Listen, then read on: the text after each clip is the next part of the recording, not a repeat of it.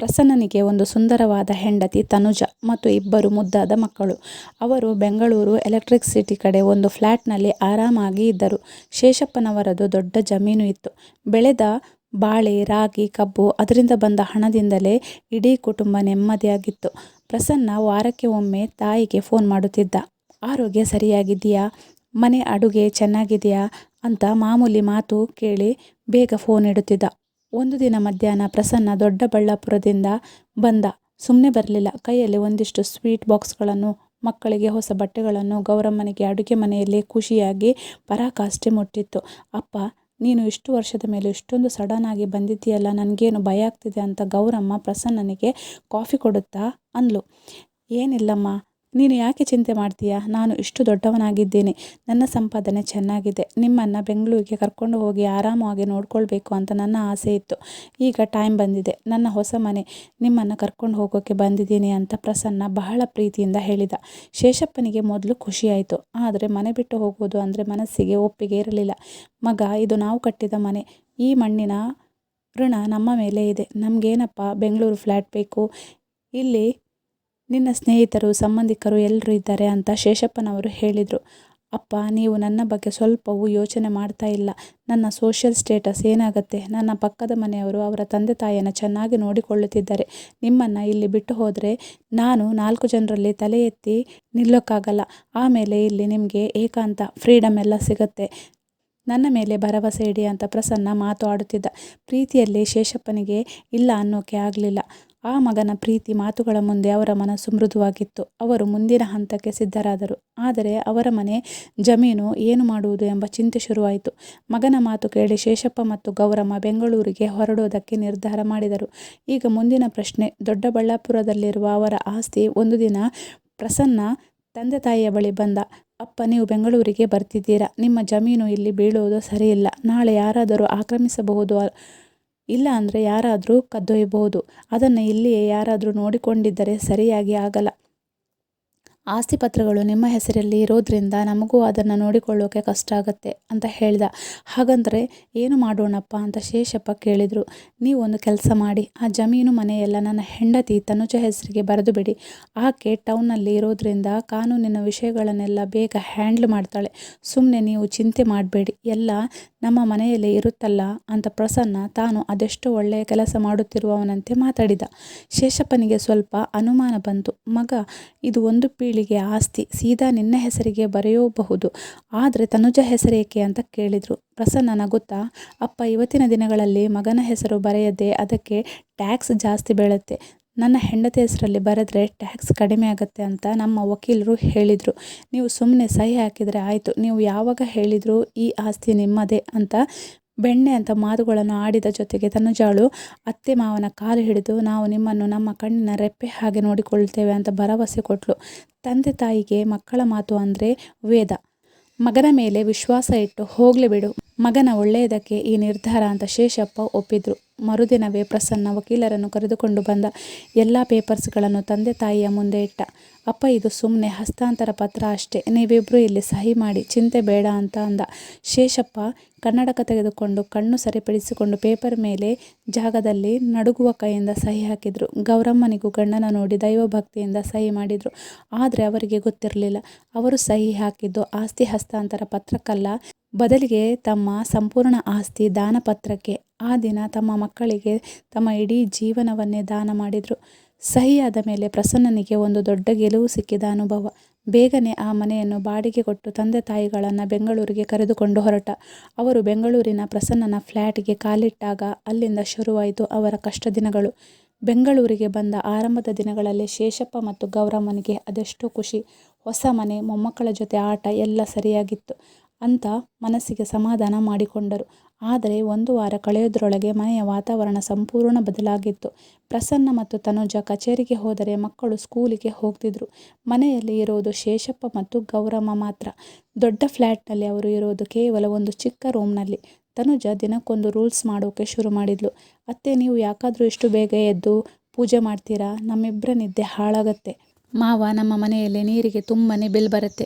ನೀವು ಜಾಸ್ತಿ ನೀರು ಉಪಯೋಗಿಸಬೇಡಿ. ಮಕ್ಕಳು ನೈಟ್ ಕ್ಲಾಸ್ಗೆ ಹೋಗ್ತಾರೆ. ನೀವು ಟಿವಿ ನೋಡೋದು ಕಮ್ಮಿ ಮಾಡಿ, ಅವರಿಗೆ ಡಿಸ್ಟರ್ಬ್ ಆಗುತ್ತೆ. ಶೇಷಪ್ಪನಿಗೆ ಮಾತು ಆಡೋಕೆ ಆಗುತ್ತಿರಲಿಲ್ಲ. ತಮ್ಮ ರೂಮಿನಿಂದ ಹೊರಗೆ ಬರೋಕ್ಕೂ ಅವರಿಗೆ ಭಯ ಶುರುವಾಗಿತ್ತು. ಅವರಿಗೆ ಬೇಕು ಅನ್ನಿಸಿದಾಗ ಹಳ್ಳಿ ಸೊಗಸಿನ ಖಾದ್ಯ ಮಾಡುತ್ತಿದ್ದರು ಗೌರಮ್ಮ. ಆದರೆ ತನುಜ ಬಂದ ಮೇಲೆ ಇಲ್ಲಿ ನಿಮಗೆ ಬೇರೆ ಅಡುಗೆ ಮನೆ ಇಲ್ಲ. ನಿಮ್ಮ ಇಷ್ಟದ ಅಡುಗೆ ಮಾಡಿದರೆ ನಮಗೆ ಮಕ್ಕಳಿಗೂ ಆರೋಗ್ಯ ಸರಿಯಾಗಲ್ಲ ಅಂತ ಹೇಳಿಬಿಡುತ್ತಿದ್ದಳು. ಅವರು ದೊಡ್ಡಬಳ್ಳಾಪುರದಿಂದ ತಂದಿದ್ದ ಒಂದೆರಡು ಆಭರಣಗಳನ್ನು ಇಲ್ಲಿ ಸುರಕ್ಷಿತವಾಗಿ ಇರಲ್ಲ, ನಮ್ಮ ಸೇಫಲ್ಲಿ ಇಡಿ ಅಂತ ತನುಜ ತೆಗೆದುಕೊಂಡು ಹೋಗಿದ್ದಳು. ಅವರಿಗೆ ಮೊಮ್ಮಕ್ಕಳ ಜೊತೆ ಆಟ ಆಡೋಕೆ ನಿರ್ಬಂಧ ಶುರುವಾಯಿತು. ಅಪ್ಪ, ಅವರು ಓದ್ತಿದ್ದಾರೆ, ನೀವು ಯಾಕೆ ಅವರಿಗೆ ಡಿಸ್ಟರ್ಬ್ ಮಾಡ್ತಿದ್ದೀರಾ ಅಂತ ಪ್ರಸನ್ನ ಹೇಳಿದಾಗ ಶೇಷಪ್ಪನ ಕಣ್ಣಲ್ಲಿ ನೀರು ತುಂಬಿ ಬಂತು. ಅವರಿಗೆ ಹೊತ್ತಿಗೆ ಸರಿಯಾಗಿ ಊಟ ಸಿಗುತ್ತಿರಲಿಲ್ಲ. ಬೆಳಿಗ್ಗೆ ಕಾಫಿಗೆ ಒಳಗೆ ಬರಬೇಡಿ, ನೀವು ಟೀ ಮಾಡಿ ಹೊರಗೆ ಇಡುತ್ತೇವೆ ಅಂತ ಹೇಳ್ತಿದ್ರು. ಮಧ್ಯಾಹ್ನ ತಾನು ಕೆಲಸಕ್ಕೆ ಹೋಗುವಾಗ, ಮಧ್ಯಾಹ್ನ ಫ್ರಿಡ್ಜ್ನಲ್ಲಿ ಅನ್ನ ಸಾಂಬಾರಿದೆ, ನಿಮಗೆ ಬೇಕಾದರೆ ತಿನ್ನಿ, ನಮ್ಮ ಮನೆಗೆ ಬೇರೆಯವರು ಬರಬಾರ್ದು, ಹೀಗಾಗಿ ನೀವು ಯಾರಿಗೂ ಕಾಲ್ ಮಾಡಬೇಡಿ ಅಂತ ಹೇಳಿ ಹೊರಟು ಹೋಗ್ತಿದ್ರು. ತನುಜ ಒಂದು ದಿನ ಶೇಷಪ್ಪನಿಗೆ ಹುಷಾರಿರಲಿಲ್ಲ. ನೀವು ಯಾರಿಗೂ ಕಾಲ್ ಮಾಡಬೇಡಿ ಅಂತ ಹೇಳಿ ಹೊರಟು ಹೋಗುತ್ತಿದ್ದಳು ತನುಜ. ಒಂದು ದಿನ ಶೇಷಪ್ಪನಿಗೆ ಹುಷಾರಿರಲಿಲ್ಲ. ಗೌರಮ್ಮ ಹೆದ್ರಿ ಪ್ರಸನ್ನನಿಗೆ ಕಾಲ್ ಮಾಡಿದ್ಲು. ಮಗ, ನಿನ್ನ ಅಪ್ಪನಿಗೆ ರಾತ್ರಿ ಇಡೀ ಮೈಕೈ ನೋವು, ಜ್ವರ ಇದೆ ಅಂತ ಹೇಳುತ್ತಾ ಅಳ್ತಾ ಹೇಳಿದರು. ಪ್ರಸನ್ನ ಪ್ರತಿಕ್ರಿಯೆ ಹೀಗಿತ್ತು. ಓ ಅಮ್ಮ, ನನಗೆ ಮೀಟಿಂಗ್ ಇದೆ, ಟ್ಯಾಬ್ಲೆಟ್ ಇಟ್ಟಿದ್ದೀನಿ ನೋಡು, ನನಗೂ ಹೆಂಡತಿಗೂ ಲೀವ್ ಸಿಗಲ್ಲ, ಸುಮ್ಮನೆ ಮನೆಯಲ್ಲಿ ಇರೋರಿಬ್ರು, ನೀವು ಏನು ಮಾಡ್ತೀರಾ, ತಲೆ ತಿನ್ನಬೇಡಿ ಅಂತ ಹೇಳಿ ಕೋಪದಿಂದ ಫೋನ್ ಇಟ್ಟ. ಆ ದಿನ ಶೇಷಪ್ಪನಿಗೆ ಅನಿಸಿತು, ಆಸ್ತಿ ಮಮತೆ ಎರಡನ್ನು ಒಟ್ಟಿಗೆ ಕಳೆದುಕೊಂಡಿನಲ್ಲ ಅಂತ. ಈ ರೀತಿಯಾಗಿ ಹಲವು ತಿಂಗಳುಗಳು ಕಳೆಯಿತು. ಶೇಷಪ್ಪ ಮತ್ತು ಗೌರಮ್ಮನಿಗೆ ಆ ಫ್ಲ್ಯಾಟ್ ಒಂದು ದೊಡ್ಡ ಜೈಲಿನಂತೆ ಕಾಣಿಸುತ್ತಿತ್ತು. ಹೊರಗಿನ ಪ್ರಪಂಚದ ಅರಿವೇ ಇರಲಿಲ್ಲ. ಪ್ರತಿದಿನ ರಾತ್ರಿ ಗೌರಮ್ಮ ತಲೆದಿಂಬು ಹಿಡಿದು ಅಳುತ್ತಿದ್ದರು. ಶೇಷಪ್ಪ ಆಕಾಶಕ್ಕೆ ನೋಡಿ ಸುಮ್ಮನೆ ಉಸಿರು ಬಿಡುತ್ತಿದ್ರು. ಒಂದು ದಿನ ಪ್ರಸನ್ನ ಮತ್ತು ತನುಜ ಗಂಭೀರವಾಗಿ ಮಾತನಾಡುತ್ತಾ ರೂಮಿಗೆ ಬಂದರು. ಅವರ ಮಾತು ಕೇಳಿ ಅಪ್ಪ ಅಮ್ಮ ಇಬ್ಬರಿಗೂ ಏನು ಅಶುಭ ಸಂಕೇತ ಸಿಕ್ಕಿತು. ಅಪ್ಪ, ಒಂದು ವಿಷಯ ಹೇಳೋಕೆ ಬಂದಿದ್ದೀನಿ, ನೀವು ದಯವಿಟ್ಟು ಕೋಪ ಮಾಡಿಕೊಳ್ಬೇಡಿ ಅಂತ ಪ್ರಸನ್ನ ಮಾಸ್ಟರ್ ಶುರು ಮಾಡಿದ. ನಮಗೆ ಕೆಲಸದ ಒತ್ತಡ ಜಾಸ್ತಿ ಆಗ್ತಾ ಇದೆ. ಮಕ್ಕಳು ದೊಡ್ಡವರಾಗ್ತಿದ್ದಾರೆ, ಅವರ ಓದಿಗೆ ಗಮನ ಕೊಡಬೇಕು. ಜೊತೆಗೆ ನಮ್ಮ ವೃತ್ತಿ ಬದುಕಿನ ಓಡಾಟದಲ್ಲಿ ನಮಗೆ ನಿಮ್ಮನ್ನು ನೋಡಿಕೊಳ್ಳೋದಕ್ಕೆ ಸಮಯ ಸಿಗುತ್ತಿಲ್ಲ. ನೀವಿಬ್ಬರು ಇಲ್ಲಿ ಇರೋದ್ರಿಂದ ನಮಗೂ ಕಷ್ಟ ಆಗ್ತಿದೆ, ನಿಮಗೂ ಒಂಟಿತನ ಕಾಡ್ತಿದೆ ಅನ್ನಿಸುತ್ತಿದೆ. ಅದಕ್ಕೆ ನಾವು ಒಂದು ನಿರ್ಧಾರ ಮಾಡಿದ್ದೀವಿ. ನಮ್ಮ ಬಾಸ್ಗಳೆಲ್ಲ ಅವರ ತಂದೆ ತಾಯಿಯನ್ನು ಹೇಗೆ ನೋಡ್ಕೊಳ್ತಿದ್ದಾರೋ ಹಾಗೆ ನಾವು ನಿಮ್ಮನ್ನು ಬೆಂಗಳೂರಿನ ಹತ್ತಿರ ಇರೋ ವೃದ್ಧಾಶ್ರಮಕ್ಕೆ ಸೇರಿಸೋಣ ಅಂದ್ಕೊಂಡಿದ್ದೀವಿ. ಅಲ್ಲಿ ನಿಮ್ಮ ವಯಸ್ಸಿನವರು ಇರ್ತಾರೆ, ನಿಮಗೆ ಗೇಮ್ಸ್ ಆಡೋಕೆ ಇರುತ್ತೆ, ಟೈಮ್ ಚೆನ್ನಾಗಿ ಕಳೆಯೋಕ್ಕೆ ಆಗತ್ತೆ. ವಾರಕ್ಕೆ ಒಮ್ಮೆ ನಾವು ಬಂದು ನಿಮ್ಮನ್ನು ನೋಡಿಕೊಂಡು ಹೋಗ್ತೇವೆ ಅಂತ ಪ್ರಸನ್ನ ಬಹಳ ಸುಲಭವಾಗಿ ಹೇಳಿಬಿಟ್ಟ. ಶೇಷಪ್ಪ ಮತ್ತು ಗೌರಮ್ಮನಿಗೆ ಅವರ ಜೀವನದ ಕೊನೆಯ ವಾಕ್ಯವಾಗಿ ಕೇಳಿಸಿತ್ತು. ಪ್ರಸನ್ನ, ನೀನು ಏನು ಮಾತನಾಡ್ತಿದ್ದೀಯಾ? ಇದು ನಾವು ಕಟ್ಟಿದ ಜೀವನ, ನಮ್ಮನ್ನು ವೃದ್ಧಾಶ್ರಮಕ್ಕೆ ಸೇರಿಸ್ತೀಯಾ? ನಮ್ಮ ಆಸ್ತಿಯೆಲ್ಲ ನಿನ್ನ ಹೆಂಡತಿ ಹೆಸರಿಗೆ ಬರೆಸಿಕೊಂಡು ಈಗ ನಮ್ಮನ್ನು ಕಸದ ಹಾಗೆ ಹೊರಗೆ ಹಾಕ್ತಿದ್ದೀಯಾ? ನಿನಗೆ ನಾಚಿಕೆ ಆಗಲ್ವಾ ಅಂತ ಶೇಷಪ್ಪ ಕೋಪದಿಂದ ಗಟ್ಟಿಯಾಗಿ ಮಾತನಾಡಿದರು. ಇಷ್ಟು ವರ್ಷಗಳಲ್ಲಿ ಮೊದಲ ಬಾರಿಗೆ ಅವರ ಮಗನ ಮೇಲೆ ಅಷ್ಟು ಕೋಪದಿಂದ ಮಾತನಾಡಿದ್ದು. ಅಪ್ಪ, ನೀವು ಇಷ್ಟು ಕೋಪದಿಂದ ಮಾತನಾಡಿದರೆ ಹೇಗೆ? ನಾವು ವಾರಕ್ಕೊಮ್ಮೆ ಬರ್ತೀವಿ ಅಂದಲ್ಲ, ಅಷ್ಟು ಚಿಂತೆಯಾದರೆ ನಿಮಗೆ ಸದ್ಯಕ್ಕೆ ನಾವು ಕೇವಲ 5,000 ರೂಪಾಯಿ ತಿಂಗಳಿಗೆ ಕೊಡುತ್ತೇವೆ, ಆಮೇಲೆ ಹೆಚ್ಚು ಮಾಡ್ತೀವಿ. ಆಸ್ತಿ ಈಗಾಗಲೇ ನಮ್ಮ ಹೆಸರಿನಲ್ಲಿದೆ, ನಿಮಗೆ ಯಾವ ರೈಟ್ಸ್ನಿಂದ ಮಾತನಾಡ್ತಿದ್ದೀರಾ ಅಂತ ತನುಜ ಬಹಳ ಕಟುವಾಗಿ ಮಾತನಾಡಿದ್ಲು. ಆ ಒಂದು ಮಾತು ಶೇಷಪ್ಪನಿಗೆ ಬಾಣದ ಹಾಗೆ ನಾಟಿತ್ತು. ಯಾವ ರೈಟ್ನಿಂದ ಮಾತನಾಡುತ್ತಿದ್ದೀರಾ? ಅವರು ಸಂಪೂರ್ಣವಾಗಿ ಮುರಿದು ಹೋಗಿದ್ರು. ವಾದ ಮಾಡಿ ಪ್ರಯೋಜನವಿಲ್ಲ ಎಂದು ಅವರಿಗೆ ಅರ್ಥವಾಗಿತ್ತು. ಮರುದಿನವೇ ಯಾವುದೇ ಭಾವನಾತ್ಮಕ ಮಾತುಗಳಿಲ್ಲದೆ ಪ್ರಸನ್ನ ಮತ್ತು ತನುಜ ಇಬ್ಬರೂ ಸೇರಿ ಶೇಷಪ್ಪ ಮತ್ತು ಗೌರಮ್ಮನನ್ನು ಹೊಸಕೋಟೆಯ ಬಳಿ ಇದ್ದ ದೊಡ್ಡ ವೃದ್ಧಾಶ್ರಮಕ್ಕೆ ಸೇರಿಸಿ ಬಂದರು. ಮಗ ಕಾರ್ನಿಂದ ಇಳಿದು ನಾವು ಶುಕ್ರವಾರ ಬರ್ತೀವಿ ಅಂತ ಹೇಳಿ ಹೊರಟು ಹೋದ. ಹಿಂದಕ್ಕೆ ತಿರುಗಿಯೂ ನೋಡಲಿಲ್ಲ. ಅಲ್ಲಿ ನಿಂತಿದ್ದ ಆ ಇಬ್ಬರು ಮುದುಕರ ಕಣ್ಣಲ್ಲಿ ತಮ್ಮ ಮಗನ ಮೇಲಿನ ನಂಬಿಕೆ ಮತ್ತು ಜೀವನದ ಮೇಲಿನ ಭರವಸೆ ಎರಡೂ ಒಟ್ಟಿಗೆ ಸತ್ತು ಹೋಗಿದ್ದವು. ವೃದ್ಧಾಶ್ರಮದಲ್ಲಿ ಆರಂಭದ ದಿನಗಳಲ್ಲಿ ಗೌರಮ್ಮ ಮತ್ತು ಶೇಷಪ್ಪನಿಗೆ ನರಕವೇ ಆಗಿತ್ತು. ಇಬ್ಬರು ಯಾರ ಜೊತೆಯೂ ಮಾತನಾಡುತ್ತಿರಲಿಲ್ಲ, ಮೂಲೆಯಲ್ಲಿ ಕೂರ್ತಿದ್ರು.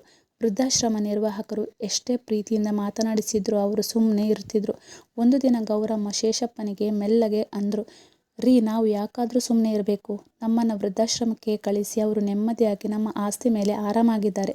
ನಾವು ಕಷ್ಟಪಟ್ಟು ಬೆಳೆಸಿದ್ದನ್ನು ಅವರು ಹಾಳು ಮಾಡ್ತಿದ್ದಾರೆ. ನಾವೇಕೆ ಜೀವನದ ಕೊನೆಯಲ್ಲಿ ಹೀಗೆ ಕಣ್ಣೀರು ಹಾಕಬೇಕು?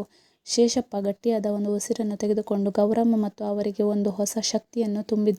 ಹೌದು ಗೌರಿ, ನಮ್ಮ ಕಣ್ಣುಗಳು ಆಸ್ತಿ ದಾನಪತ್ರಕ್ಕೆ ಸಹಿ ಮಾಡಿದಾಗಲೇ ತೆರೆಯಬೇಕಿತ್ತು. ಆದರೂ ಸರಿ, ಜೀವನದ ಕೊನೆ ದಿನಗಳು ನಾವು ಆ ದರಿದ್ರ ಫ್ಲ್ಯಾಟ್ನಲ್ಲಿ ದುಃಖಗಳಲ್ಲಿ ಕಳೆಯುವ ಬದಲು ನಾವೇ ಒಂದು ದಿಟ್ಟ ನಿರ್ಧಾರ ಮಾಡೋಣ ಎಂದು ಅವರು ವೃದ್ಧಾಶ್ರಮದ ಮ್ಯಾನೇಜರ್ ಸಹಾಯದಿಂದ ಒಳ್ಳೆ ವಕೀಲರನ್ನು ಭೇಟಿ ಮಾಡಿದರು.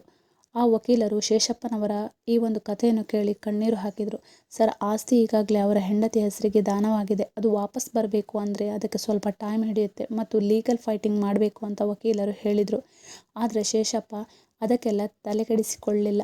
ನನಗೆ ಆಸ್ತಿ ವಾಪಸ್ ಬರುವುದು ಮುಖ್ಯವಲ್ಲ. ನನ್ನ ಮಗ ಮಾಡಿದ ಮೋಸಕ್ಕೆ, ನಾವು ಅನುಭವಿಸಿದ ನೋವಿಗೆ ಅವನಿಗೊಂದು ಪಾಠ ಆಗಬೇಕು ಅಷ್ಟೇ. ಆ ಹಣ, ಆ ನೆಮ್ಮದಿ ಅವನಿಗೆ ಶಾಶ್ವತವಾಗಿ ಸಿಗಬಾರ್ದು ಎಂದು ದೃಢವಾಗಿ ಹೇಳಿದರು. ವಕೀಲರ ಸಲಹೆಯಂತೆ ಶೇಷಪ್ಪ ಮತ್ತು ಗೌರಮ್ಮ ಇಬ್ಬರೂ ಸೇರಿ ಒಂದು ಖಾಸಗಿ ದೂರು ದಾಖಲಿಸಿದ್ರು. ವಿಷಯ ಸರಳವಾಗಿತ್ತು. ಮಗ ಪ್ರಸನ್ನ ಮತ್ತು ಸೊಸೆ ತನುಜಾ ಅವರು ಹಿರಿಯರ ಆಸ್ತಿಯನ್ನು ವಂಚನೆಯಿಂದ ದಾನಪತ್ರ ರೂಪದಲ್ಲಿ ಪಡೆದುಕೊಂಡು ನಂತರ ಶೋಷಣೆ ಮಾಡಿ ವೃದ್ಧಾಶ್ರಮಕ್ಕೆ ಸೇರಿಸಿದ್ದಾರೆ. ಹಿರಿಯ ನಾಗರಿಕರ ರಕ್ಷಣೆ ಮತ್ತು ಕಲ್ಯಾಣ ಕಾಯ್ದೆ ಅಡಿಯಲ್ಲಿ ದೂರು ದಾಖಲಾಯಿತು. ಇನ್ನು ವಿಷಯ ಕೋರ್ಟ್ಗೆ ಹೋಯಿತು. ವಕೀಲರು ಆ ಕಾಯ್ದೆ ನಿಯಮಗಳನ್ನು ಕೋರ್ಟ್ ಮುಂದೆ ಇಟ್ಟರು. ಯಾವ ಮಗು ಹಿರಿಯರನ್ನು ನಿರ್ಲಕ್ಷ್ಯ ಮಾಡಿ ಅವರನ್ನು ವೃದ್ಧಾಶ್ರಮಕ್ಕೆ ಸೇರಿಸುತ್ತದೆಯೋ ಅಂತಹ ಮಕ್ಕಳು ಬಲವಂತವಾಗಿ ಪಡೆದ ಆಸ್ತಿಯ ದಾನಪತ್ರವು ಮಾನ್ಯವಾಗಿರುವುದಿಲ್ಲ ಮತ್ತು ಅದು ರದ್ದಾಗುತ್ತದೆ. ಕೋರ್ಟ್ ಪ್ರಸನ್ನ ಮತ್ತು ತನುಜಾಳನ್ನು ಕರೆಸಿತ್ತು. ಅವರಿಗೆ ದೊಡ್ಡ ಅವಮಾನ ಮತ್ತು ಆಘಾತ ಕಾದಿತ್ತು. ಅವರು ಎಂದಿಗೂ ಅಂದುಕೊಂಡಿರಲಿಲ್ಲ ವೃದ್ಧಾಶ್ರಮಕ್ಕೆ ಹೋದ ಅಪ್ಪ ಅಮ್ಮ ಇಷ್ಟು ದೊಡ್ಡ ದಿಟ್ಟ ನಿರ್ಧಾರವನ್ನು ತೆಗೆದುಕೊಳ್ಳುತ್ತಾರೆ ಅಂತ. ಪ್ರಸನ್ನ ಮತ್ತು ತನುಜಾ ಮಾಡಿದ ಎಲ್ಲ ಶೋಷಣೆ ಪುರಾವೆಗಳ ಆಧಾರದ ಮೇಲೆ ನ್ಯಾಯಾಧೀಶರು ಆ ದೊಡ್ಡ ಬಳ್ಳಾಪುರದ ಆಸ್ತಿಯ ದಾನಪತ್ರವನ್ನು ರದ್ದು ಮಾಡಿದರು. ಆಸ್ತಿ ಪುನಃ ಶೇಷಪ್ಪ ಮತ್ತು ಗೌರಮ್ಮನ ಹೆಸರಿಗೆ ಬಂತು. ಜೊತೆಗೆ ಮಕ್ಕಳು ತಂದೆ ತಾಯಿಗೆ ನಿರ್ವಹಣಾ ವೆಚ್ಚ ನೀಡಬೇಕೆಂದು ಕೋರ್ಟ್ ಆದೇಶಿಸಿತು. ಕೋರ್ಟ್ನಿಂದ ಹೊರಬಂದ ಪ್ರಸನ್ನ ತಲೆ ತಗ್ಗಿಸಿ ನಿಂತಿದ್ದ. ತನುಜಾಳ ಮುಖದಲ್ಲಿ ಕೋಪ ಮತ್ತು ಅವಮಾನ. ಶೇಷಪ್ಪ ಮತ್ತು ಗೌರಮ್ಮನಿಗೆ ಆಗ ಆಸ್ತಿ ಗೆದ್ದ ಖುಷಿ ಇರಲಿಲ್ಲ. ಬದಲಿಗೆ ಪ್ರೀತಿಯಲ್ಲಿ ಸೋತ ಮಕ್ಕಳೊಂದಿಗೆ ಪಾಠ ಹೇಳಿದೆವು ಅನ್ನೋ ತೃಪ್ತಿ ಇತ್ತು. ಅವರು ಆ ವೃದ್ಧಾಶ್ರಮದಲ್ಲಿ ಇರಲು ನಿರ್ಧಾರ ಮಾಡಿದರು. ಈಗ ನಾವು ವಾಪಸ್ ಹೋಗಿ ಆ ಮಣ್ಣಿನ ಮನೆಯಲ್ಲಿ ನೆಮ್ಮದಿಯಾಗಿ ಇರಬಹುದು. ಆದರೆ ನಮಗೆ ಇಲ್ಲಿ ಸಿಕ್ಕ ಹೊಸ ಸಂಬಂಧಗಳು, ಹೊಸ ಸ್ನೇಹಿತರು ನಮ್ಮನ್ನು ನೋಡಿಕೊಂಡ್ರು. ನಮ್ಮ ಮಗನಿಂದ ದೂರ ಇರುವುದು ನಮ್ಮ ನೆಮ್ಮದಿ ಅಂತ ಗೌರಮ್ಮ ಹೇಳಿದರು. ಆ ದಿನದಿಂದ ಶೇಷಪ್ಪ ಮತ್ತು ಗೌರಮ್ಮ ವೃದ್ಧಾಶ್ರಮದ ಇತರ ಹಿರಿಯ ನಾಗರಿಕರಿಗೆ ಸ್ಫೂರ್ತಿಯಾದರು. ಪ್ರಸನ್ನ ಆಸ್ತಿ ಕಳೆದುಕೊಂಡು ಸಮಾಜದಲ್ಲಿ ಗೌರವ ಕಳೆದುಕೊಂಡು ಕುಗ್ಗಿದ. ಮಕ್ಕಳಿಗೆ ಪಾಠ ಹೇಳಿಕೊಡಬೇಕಾದ ಪೋಷಕರು ಜೀವನದ ಪಾಠವನ್ನು ತಮ್ಮ ಮಕ್ಕಳಿಂದಲೇ ಕಲಿತು ಕೊನೆಗೆ ದಿಟ್ಟ ನಿರ್ಧಾರ ತೆಗೆದುಕೊಂಡು ತಮ್ಮ ಜೀವನಕ್ಕೆ ಹೊಸ ದಾರಿಯನ್ನು ಕಂಡುಕೊಂಡರು.